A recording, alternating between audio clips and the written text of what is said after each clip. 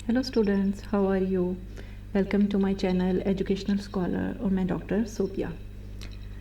आज मैं एक और लेक्चर आपके साथ करूँगी, ठीक है, जो कि मेरे ख्याल से बहुत ज़्यादा इम्पोर्टेंट लेक्चर है, ठीक है, क्योंकि जब आप मैनुअल रिसर्च प्रोजेक्ट बीएड के अंदर लिख लेते हो तो एक उसमें रिव्यू ऑफ लिटरेचर करने के लिए या एट द एंड रेफरेंसेस को, साइटेशंस को लिखने के लिए, यानी अपना जितना भी लिटरेचर है उसे साइटेड करने के लिए आपको एपीए स्टाइल के बारे में पता होना चाहिए। आज के इस लेक्चर में मैं आपको बताऊंगी कि एपीए स्टाइल रेफरेंसेस का क्या मतलब है, how to cite an article, किसी आर्टिकल को, किसी बुक को कैसे आप एपीए स्टाइल के साथ लिख सकते हो। इन टेक्स्ट साइटेशन जब आप रिव्यू ऑफ लिटरेचर करते हो, चीज़ों को स्टडी करते हो, तो विद इन पैराग्राफ रेफरेंसेस को किस तरह से लिखोगे और आप कंप्लीट रेफरेंस किस तरह से लिख सकते हो। आगे बढ़ने से पहले आपसे रिक्वेस्ट है, चैनल को सब्सक्राइब की नहीं किया तो प्लीज़ अभी उसे सब्सक्राइब कर दें, ठीक है। और मूव करते हैं लेक्चर की तरफ। APA style, first of all आपको पता होना चाहिए कि एपीए स्टाइल का मतलब क्या है।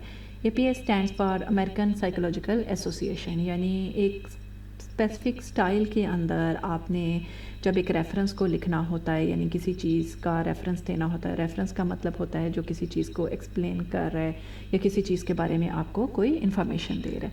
तो इसमें एपीए स्टाइल, रेफरेंसिंग स्टाइल को हम ऑथर डेट स्टाइल का भी नाम देते हैं, क्योंकि उसमें ऑथर्स के नाम फॉलोड बाय ईयर नेम, ठीक है। इसको एपीए स्टाइल को आप विद इन दी टेक्स्ट भी आप रेफरेंस दे सकते हो और eight the and fully reference भी दिए जाते हैं, ठीक है। एपीए रेफरेंस में consist of the author's and the year of the publication, ठीक है, होल या पार्ट्स में या ब्रैकेट्स में, ठीक है। मोस्टली जो सर नेम है वो लिख दिया जाता है, ठीक है, क्योंकि हर पर्सन के सपोज अगर 2 वर्ड नेम है, ठीक है, तो उसमें से फर्स्ट नेम है और एक आपका सेकंड नेम है। जो सेकंड नेम है उसे, जिसे हम लास्ट या मोस्टली सर नेम का भी नाम दे रहे होते हैं, ठीक है। अगर सपोज 3 वर्ड है तो उसमें जो लास्ट नेम होगा बिल्कुल आपका, उसमें वो आपके सरनेम के तौर पर एक्ट करेगा।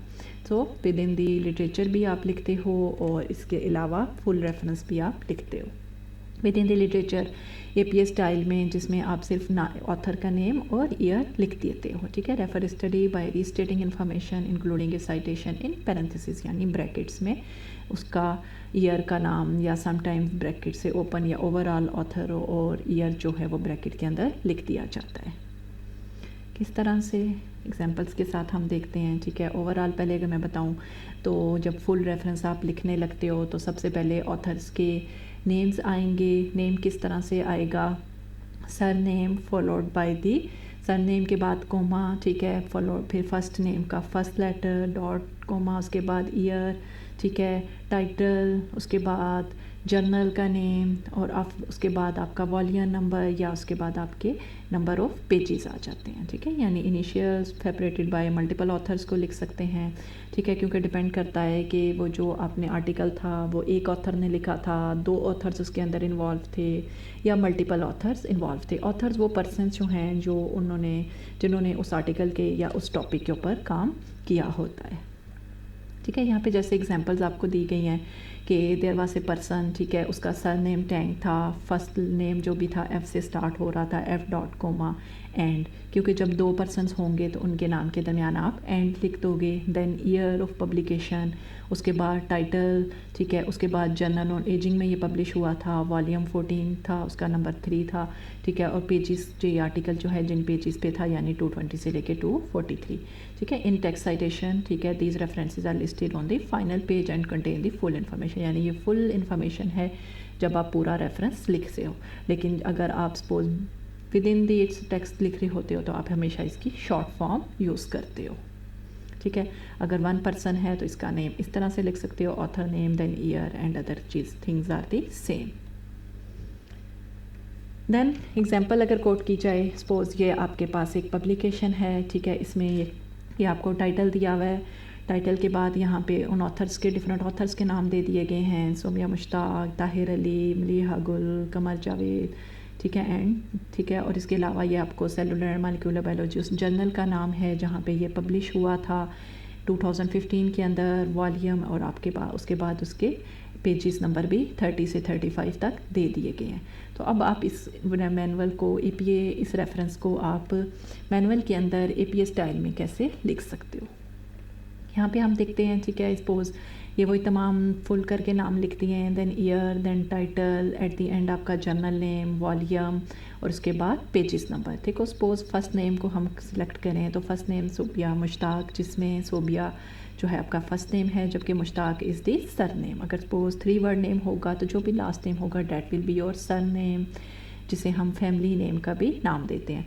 एपीएस स्टाइल में इट विल बी रिटर्न, जैसे सर नेम आप पहले लिखोगे मुश्ताक कोमा, ठीक है, फर्स्ट वर्ड का फर्स्ट नेम का first letter S dot comma. ठीक है, तमाम नामों को आप इसी तरह से लिख लोगे। जो सेकंड लास्ट होगा उससे पहले एंड का वर्ड, देन आप 2015 ईयर लिखा आपने, टाइटल लिखा, और उसके बाद आपने जर्नल का नाम लिख दिया, वॉल्यूम लिख दिया, और आपके page number. That is your APS style. Suppose यहाँ पे इन मल्टीपल ऑथर्स की बजाय सिर्फ एक ऑथर था, सोबिया मुश्ताक, तो आप इसको कैसे लिखोगे? Mushtaq comma S dot 2015, remaining is the same. 2 names थे, Mushtaq S and Ali T, ठीक है, 2015, remaining will be the same.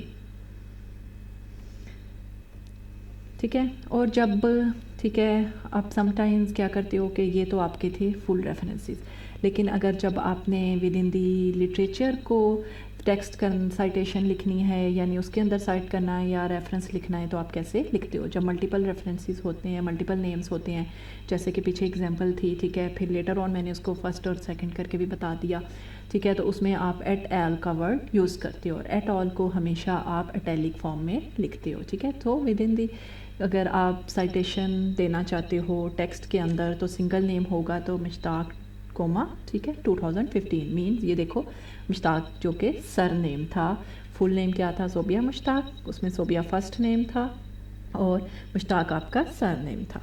2 names होंगे Mushtaq and Ali comma 2015, multiple name Mushtaq et al 2015, यानी इतना ही आप लिखोगे। ठीक है, विद इन दी टेक्स्ट। ठीक है, इससे ज़्यादा आप नहीं लिखोगे।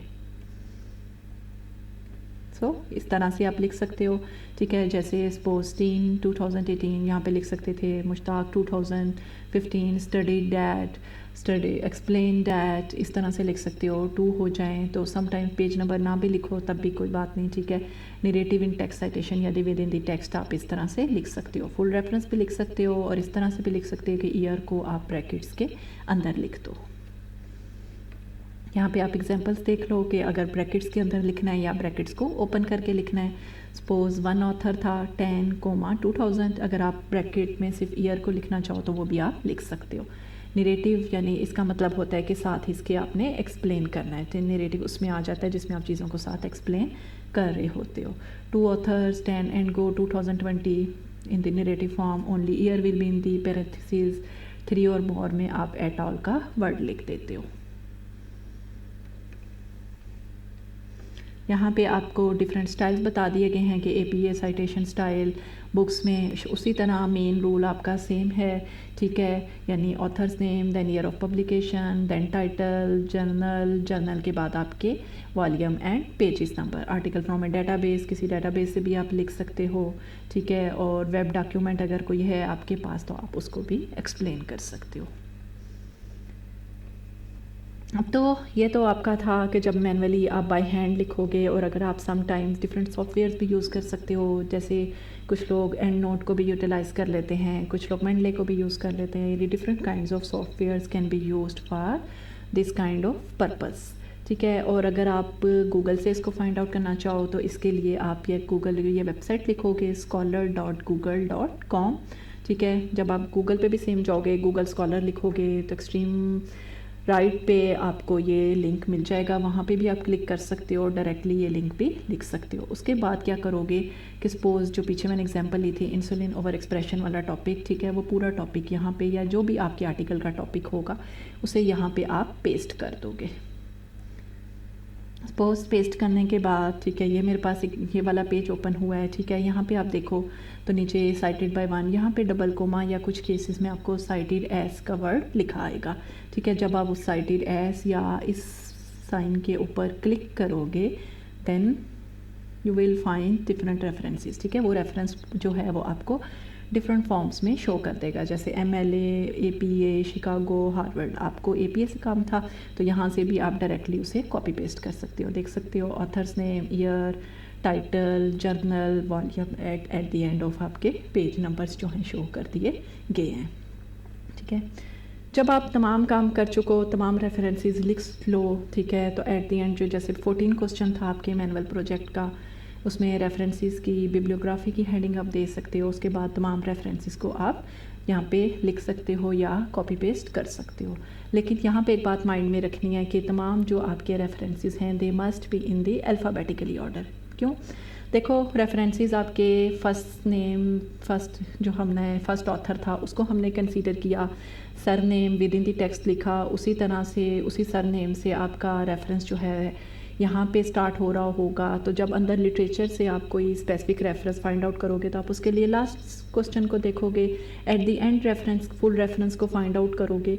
तो जब आपके अल्फ़ाबेटिकली ऑर्डर में रेफरेंस मौजूद होंगे तो उनको फाइंड आउट करना आपके लिए बहुत ज़्यादा आसान हो जाएगा।